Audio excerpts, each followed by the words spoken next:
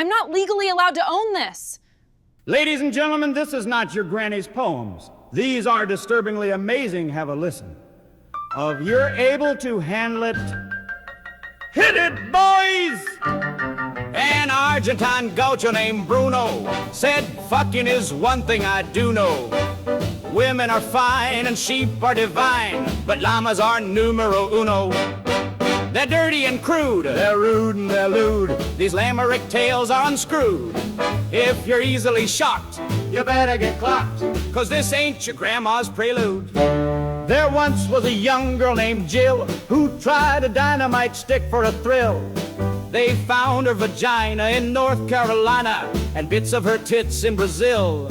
A swinger named Danny from Leeds got tangled in leather and beads. He tripped on a whip, took a ball gag slip, and face planted right in the weeds. There once was a lady from Arden who sucked off a man in a garden. He said, my dear Flo, where does all that stuff go? And she said, oh, I beg your pardon. They moan and they groan in gardens alone, with accents and fluids unknown. If limericks offend, we say, fuck it, friend. These rhymes are carved right in stone. A Scotsman with one giant nut would clank when he'd swagger his strut. He used it for bowling, and once during pawling, he won with a testicular smut. There once was a girl named Maureen whose cunt wasn't kept very clean. The cum would drip out of her smelly old spout, which she scraped up and ate with saltines. A preacher named Ned from Savannah would spank himself hard with a banana. He'd scream, praise the Lord, while stiff as a board, then collapse in his grandma's cabana. There was a young man from Kent who had one so long that it bent.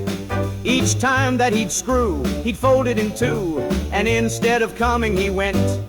From Scotland to Kent, to the garden she went. These tales are depraved and hell-bent.